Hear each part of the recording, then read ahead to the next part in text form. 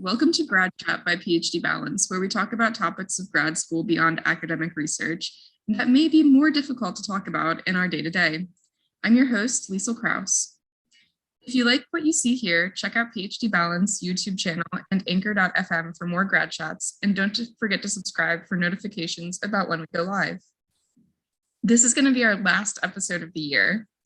Our topic today is transitioning to a postdoc, and I'd like to welcome our guests, Dr. Ubada Sagba, he, him, and Dr. Kayla Singleton, she, her. Dr. Kayla is a Black Samoan queer developmental neuroscientist and postdoc in Dr. Victor Fondes's lab at Emory University. Her research focuses on the cellular and molecular signals that control neuron development in normal and disease states. She is also an adjunct faculty member in the biology department at Agnes Scott College and president-elect and co-founder of Black in Neuro. In her short time as postdoc, Dr. Singleton has earned 4 years of research funding from NIH, a prestigious Breuer's Wellcome Fund postdoctoral enrichment fellowship, published 4 manuscripts, given 15 invited seminars, and spoken on 21 plus panels on membership and DEI initiatives.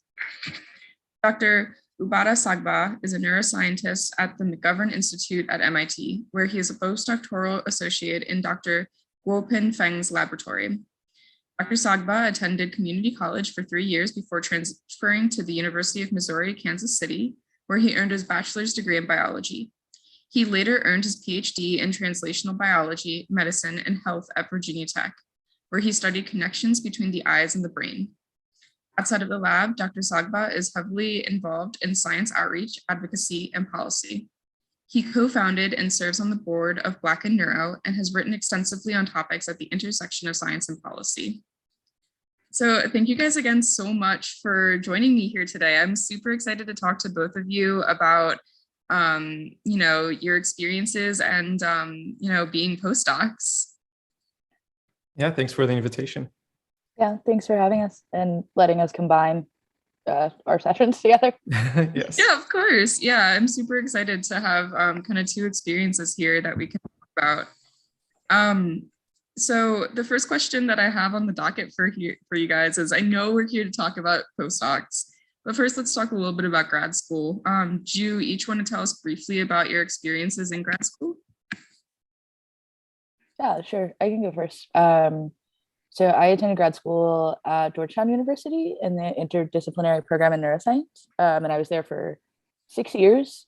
And it was, I think, like looking back in hindsight, it was a really great experience. Like I grew a lot as a person, as a scientist, definitely a lot as a person. And I had to learn a lot about myself, I think, in order to like really finish my PhD strong. My research focused on neural development in like a really basic and foundational way.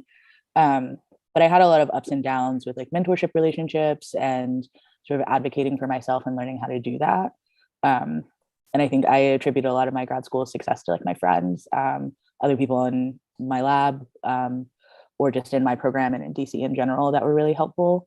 And it was a great time. By the end of it, I earned the F99K00 fellowship, which is what I have now. So it funded the last 2 years of my postdoc or of my grad work, and now funds 4 years of my postdoctoral work. And so I think by the end of grad school, though, I hated it so much. I was so jaded. I hated it so much. I couldn't imagine staying for like another day. But I'm really happy in my postdoc now. So it like gets better.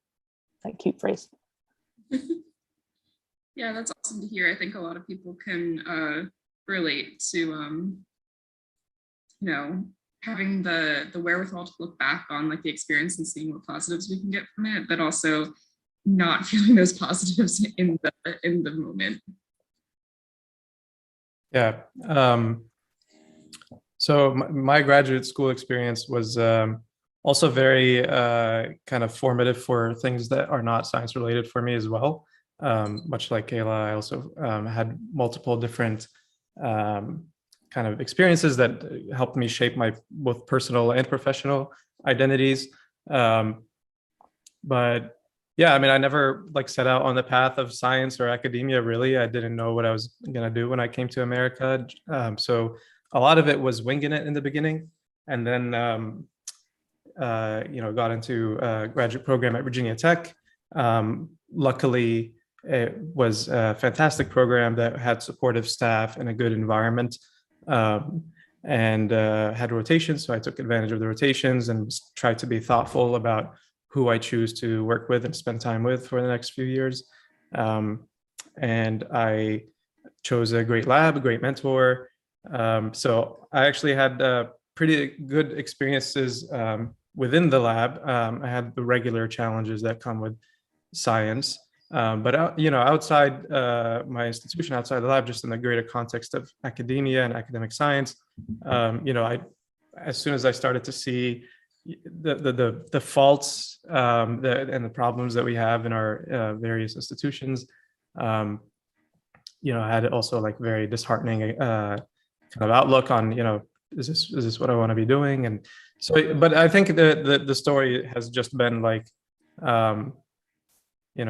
there's days, weeks, months where you're happy and this is what you want to be doing, and then there's days, weeks, months where it's not, and you just have to keep self-reflecting, and that's what I did. And I talked to close friends, colleagues, peers, and they helped me through that kind of reflection. But yeah, anyway, I ended up getting my PhD, and now I'm here. I don't know how to summarize grad school. Like, I did work and published it, and then here I am. And then I got my PhD. Yeah. Traumatized. Yeah. I was traumatized, and now people call me doctor. It's great. Yeah, for some reason, yeah. Can I get that on a t-shirt when I graduate? Yeah. That's so accurate. For real, that should be on a t-shirt, Caleb. Yeah. Well, both of you expressed, this at the end of it, you kind of were the system, the whole traumatized and now people call me doctor thing. So how did you both know that you wanted to stay in academia kind of despite or in spite of those feelings and do a postdoc?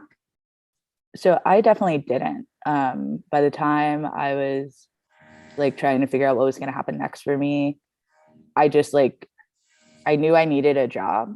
And because I had postdoctoral funding, that was like the easiest job for me to get. I was like, well, I can definitely get a postdoc. And I felt like I didn't have a lot of time to figure out how to get like a real person job.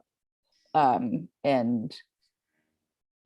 with that information, when I was meeting with like potential postdoc mentors, I told all of them that like I really wasn't sure if I wanted to stay in academia or if I liked it anymore. And so I wanted to set that expectation initially that like this is a trial period for me. And so I was really intentional about like the mentor, like choosing my mentor, not necessarily the science, because I, as a person, I love the physical act of doing science. Like I could pipette clear liquids in a slightly colored liquids every day for the rest of my life and be like really fulfilled.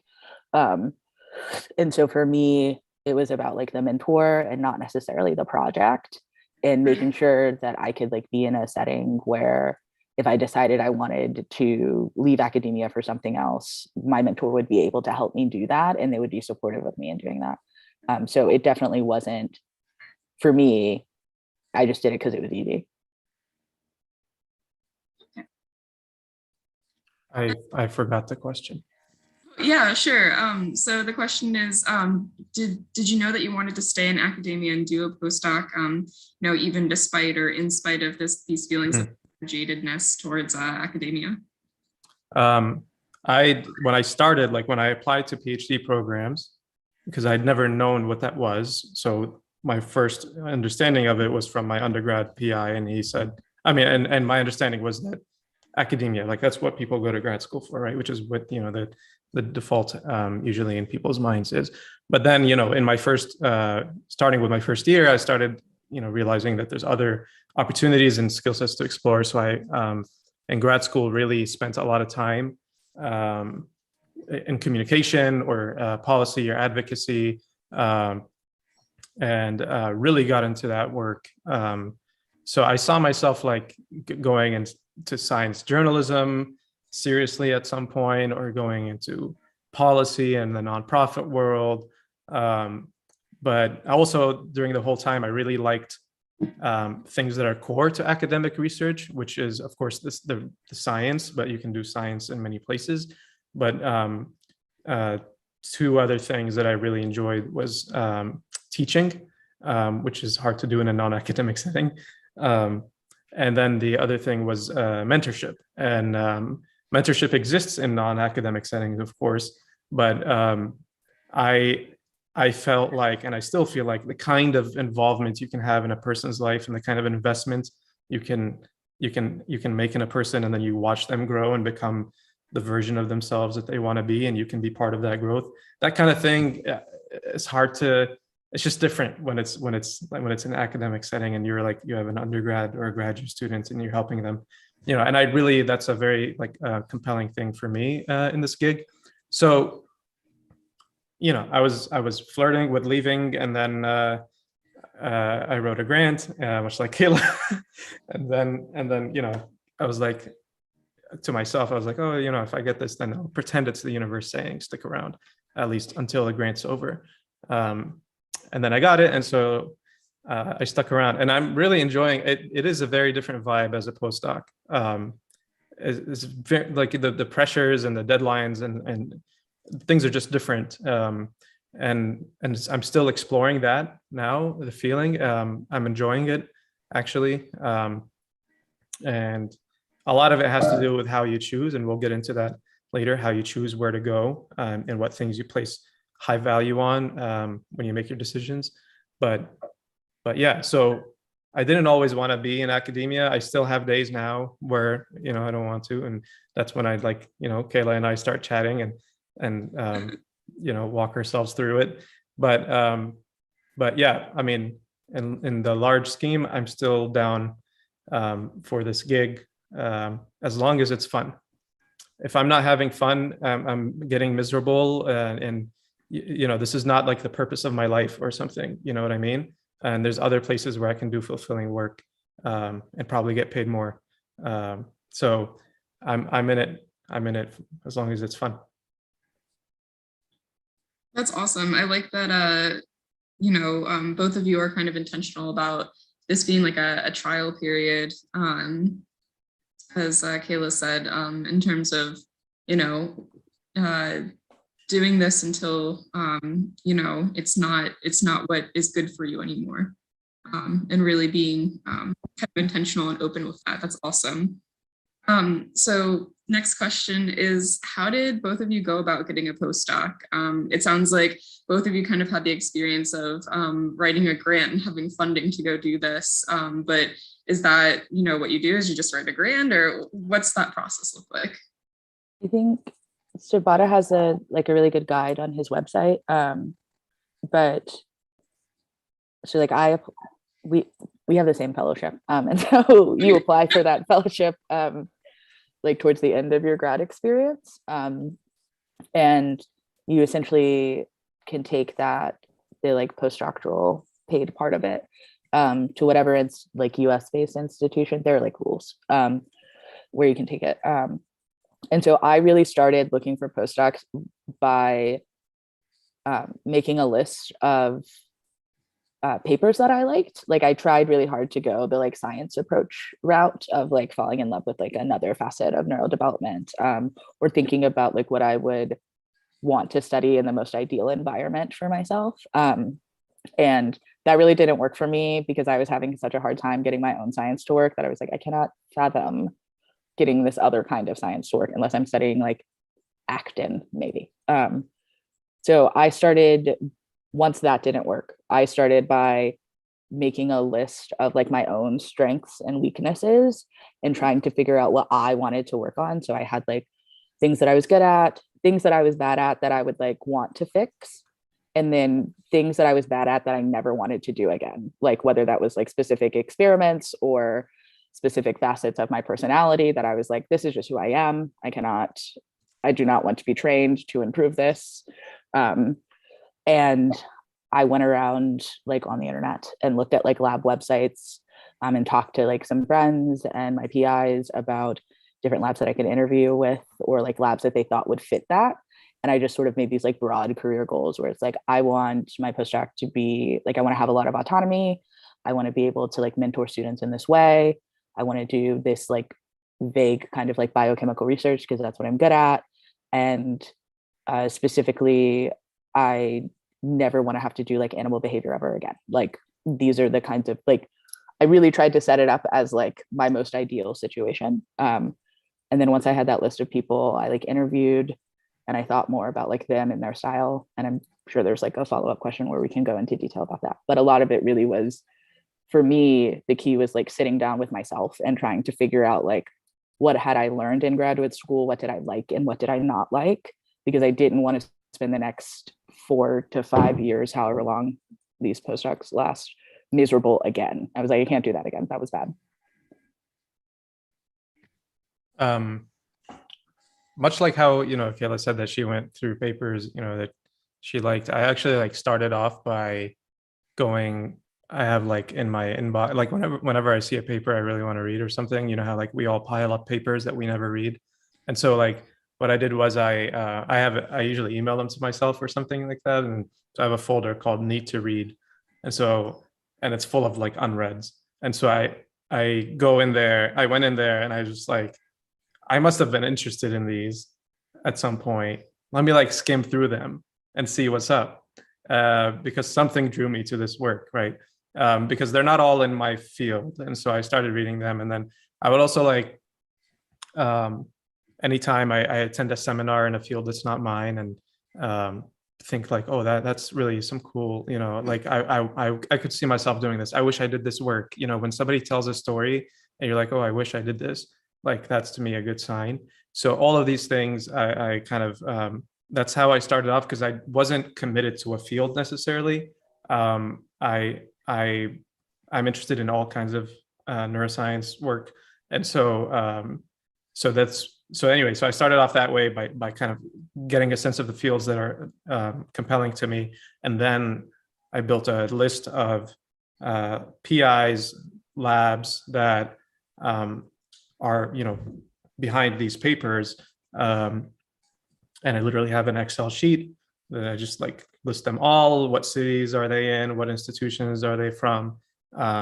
Is there anything I can glean from the internet about their record of training? Have they had super long postdocs work in their lab, or have they had like regular, time? How do they publish? Do they only publish in big papers, or do they publish a variety of journals and things like that? Whatever I can glean from the internet, I would put notes in the Excel sheet. And this process, and then I would also ask people around me, do you know this PI? Do you know that PI? And do you know anybody in this lab? Are they happy? And then when it came down, and so the list started off at like 36 people, I think, which is a lot. That's because I wasn't committed to a field. But then when it came down to trimming the list and kind of coming up with my top hits, I had to decide how I want to weight the different factors in the decision-making process. And so at the very top of that was culture, mentoring, philosophy, things like that. I can get excited about a lot of science, but if I'm in an environment where I'm not happy, or I'm being kind of abused labor-wise or otherwise, why subject myself to that? And none of this process, by the way, has anything to do with do you have funding or not. It's just like, your self-worth. Try not to put yourself in an environment where the people around you don't recognize your worth, right? And then take advantage of you or whatever. So yeah, and yeah, we'll probably dig into it more later. But essentially, I trimmed it down from 36 to 5, and that's the list that I moved forward with. Oh, yeah, I like that both of you kind of talked about making sure that you know your self-worth. I just said Ubada, and I also like that you talked about trying to find like a place where you felt like it was a good fit for you. Kayla, as you said, making sure that if there was something that you just didn't want to do ever again, you weren't going to be put in a position where that was a mandatory thing that you had to do on a daily basis. I think that that's something that, sometimes as grad students, we tell other grad students, oh yeah, like that's what you want to do, but maybe at the grad school level, you don't always have the opportunity to make those decisions. So being able to make those decisions as a postdoc, just being more confident about making those decisions is really important. So how did you guys approach the PIs that you were interested in working with? You said that you looked at papers and looked at the kind of cultures and stuff first to figure out what PIs you were interested in. But then what's the next step for us? So I sent a couple of, I guess they were like semi-cold emails. I think all of the PIs, I interviewed with like 3 PIs, and I knew their work, and they knew like either my PI, my current PIs like in graduate school, or my previous PIs from undergrad. So I sent them just like an email that was like, hey, I would like a postdoc. It was more detailed than that. But I sent them an email and talked to them a little bit about like the funding that I had. And from there, this was also like pre-pandemic. So from there, they like invited me to give talks and like meet their lab, and like ask a bunch of questions and have a lot of discussions.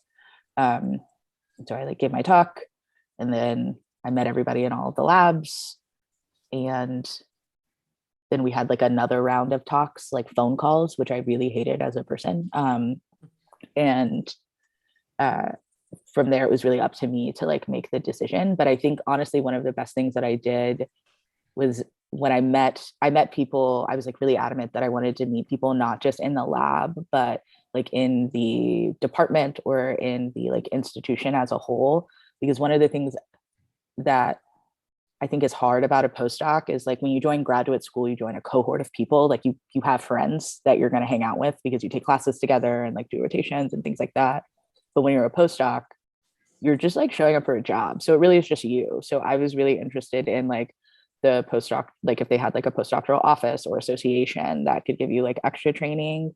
If people like had friends was really a big thing for me, because I couldn't imagine, like, making friends as an adult is already so hard, and I couldn't imagine moving to a brand new city and having to do that again. Which is one of the reasons why I think I ended up at Emory in Atlanta, because my family is here. But a lot of it was like, for like lack of a better word, me just like trying to figure out the vibe of the like lab and the PI and the institution as a whole to see if I could like envision myself like thriving there. And that was kind of it. It was hard because you have to like kind of trust your instincts, and your own like gut feelings. But I was really in a place where I think like I probably said for like every answer, where I was like, I cannot be unhappy again. So I really am going to like try and listen to my intuition in this. And that worked out. Like I'm an incredibly happy postdoc. I love my job. I love what I do. I love the lab that I work in. And I'm having a lot of fun. That's awesome. The postdocs I emailed, the question was, how did you reach out? Yeah. Yeah, reach out to your PIs, to potential PIs. Yeah, so the PIs I emailed, none of them I have met in person, or I've never interacted with them. I think one of them, I attended a talk he gave one time, but never interacted with him. I didn't talk to him after or anything. But I emailed 5, so they were all cold emails. But before I emailed any of them, I had gotten some kind of, like if it came to the point that I am contacting you, then I've already done some diligence and talked to either people in your lab or alumni from your lab or something, or talk to people I know in my network who have heard of you or know about your lab culture. Because I didn't want to waste time cold interviewing without having done some diligence beforehand. And in my case, it was all virtual because this was like, I don't know, November, December last year, 2020, the pre-vaccines coming out and holiday surge and all this stuff. So anyway, yeah, I emailed 5, and the reaching out was essentially, so Kayla mentioned something on my website. So I actually put the literal email on my website so people can see exactly how I framed it. But it's just like, my name's Iwata. I did this kind of shit in my PhD. Sorry, I did this kind of stuff in my PhD. And here's what I'm interested in now. I like you because you guys do this other cool stuff, and I think I could get into this. And here's what I offer you. and here's what I think I can get from you. So let me know if you want to chat. That's it. Nothing committal or anything like that. And I think it was really it's really helpful to think of it as like the posture you're approaching these people from is that, like, I'm an expert now, and I have like these skills that I'm not like, you're not like a complete newbie or something, and you have a lot of leverage. And so when you talk to them, or even if it's cold emailing, I think it's good to think of yourself as like proposing to work with someone, not under their tutelage or something like that. I hate these kinds of terms, but like, so anyway, so just that cold email, that I attach my CV, and that's it. And then wait, and then I sent follow-ups to people who didn't respond after a certain amount of time. And then I got responses from everybody, all 5, but 2 of them just said, we overhired, or we don't have capacity to take more new people this year. So I was like, bet, I'll move on to the next 3. And then, did virtual screening interviews. Usually is how it goes. Not phone call. I did Zoom, but this was like, everybody was used to Zoom by then. Imagine like voice notes, like you and a PI sending voice notes on WhatsApp instead of like a phone call. I wouldn't mind that.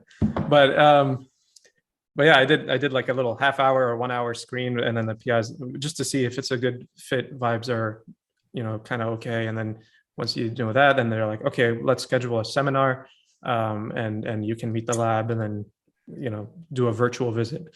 I also asked to, but I didn't do this for every lab that I interviewed with, but I asked in some cases to meet, like, because they arrange kind of an itinerary for you when you do a virtual visit, or an in-person visit. And so I asked, like, is it possible to arrange meetings with faculty in the department that you guys collaborate with or talk to in journal clubs, or like, just so I get a sense of the intellectual environment there, like who am I going to be interacting with? And then the other thing was, can I meet with postdocs in the departments that are not in the lab?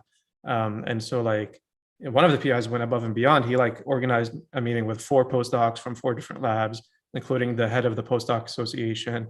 And it was very like insightful for me. Like it was very useful for me to talk to them, to get a sense of life over there. So yeah, and then so after the cold email, usually ball gets rolling with like a casual interview, and then a virtual visit or an in-person visit, which ends with another interview, kind of usually between you and the PI at the end of your visit.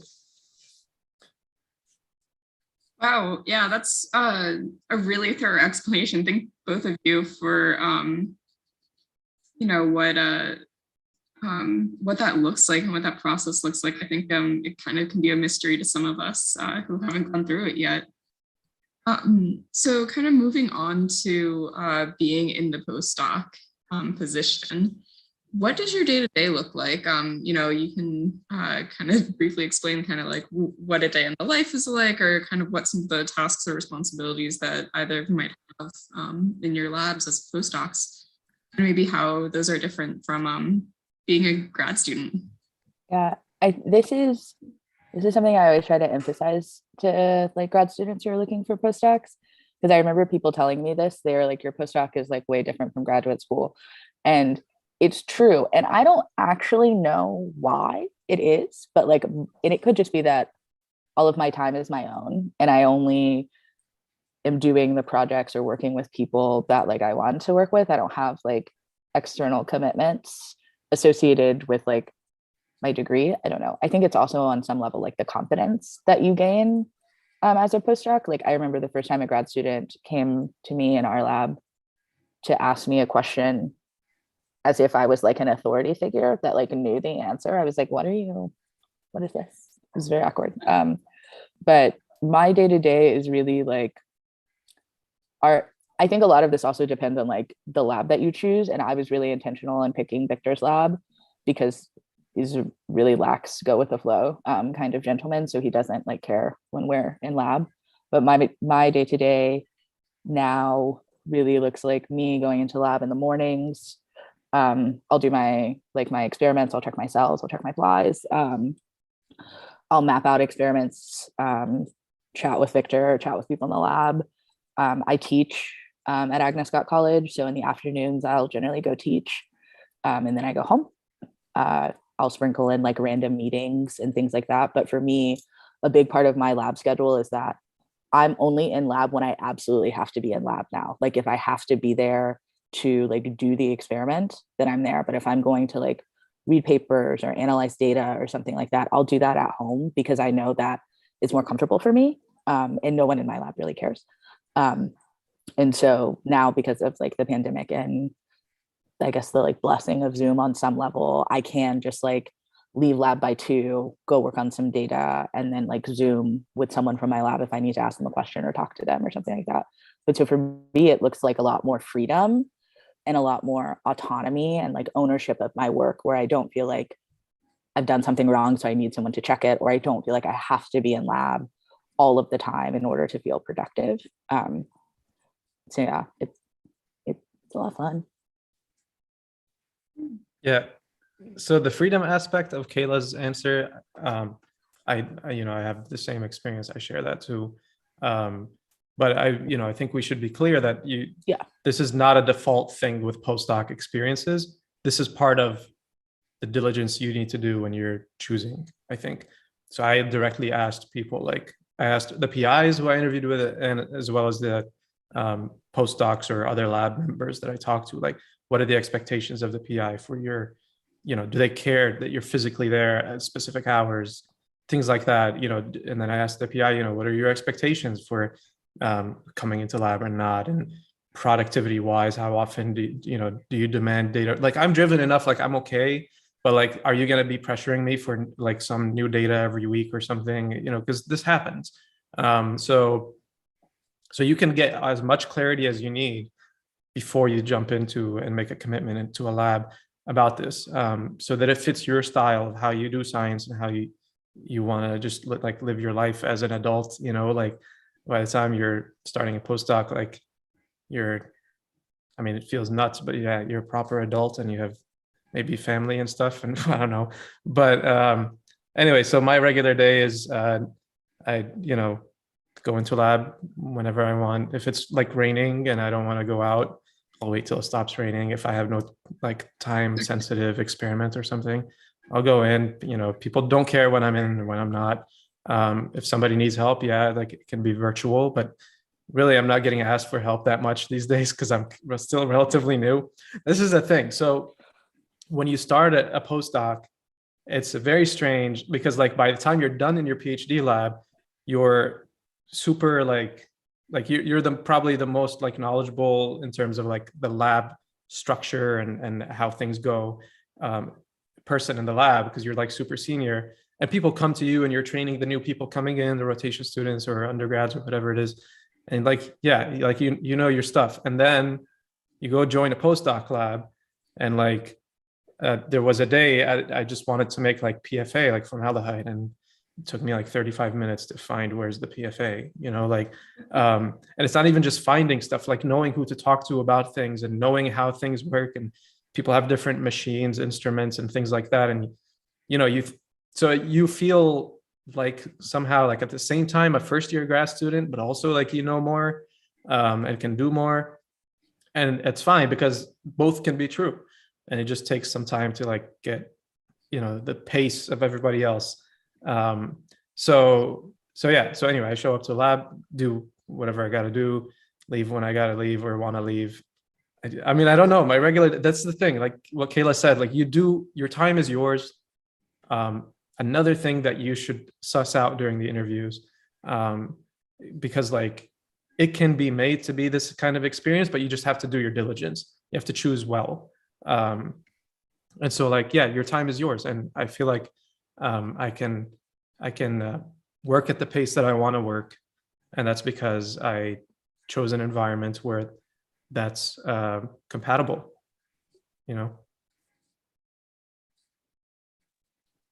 Yeah, that's awesome. And that definitely gives some perspective about like how being a postdoc is different than being a grad student, which I think is something that a lot of people could wonder about, especially again, not having experienced it yet. It can sometimes feel from the outside that it would be more of the same, but knowing that you can actually kind of take a little bit more control over how you're working and what you're doing is really good to know. We have, a couple of minutes left to chat here. So I want to know, what is one piece of advice that people should take away from this episode? I think for me, I feel like we've hinted at this like when we've been talking, but for me, it's really to like do your due diligence in those interviews. I feel like I talk to a lot of grad students and they feel like they're not like competent or ready for a postdoc, that they don't have like the ability to do one. And if graduate school trains you for anything, it's to do a postdoc. It's like the next logical step. And so for me, the biggest advice that I give people is to really think about like your career goals and what you want. And when you're like talking to like potential labs or thinking about interviews and things like that, like be yourself and really advocate for yourself and the things that you want. Like the level of like freedom and autonomy that Bada and I have in our postdocs is because it was like mandatory for us in order to succeed, in order to go to the next step. And so for me, a lot of the times it's about like empowering students so that they feel like they're ready to do a postdoc, but also like emboldening them to ask for the things that they want, like to actually have those conversations. And they're awkward and they can be really difficult, but if you don't ask for them, you won't get that kind of freedom. You won't get the things that you need. And I think communication is really important in a mentor relationship, especially during your postdoc. And so I think really like emphasizing that, like you want to be able to talk to your postdoc mentor about your needs, your wants, like what you like and don't like. And so I feel like that's the thing that I would take away from it.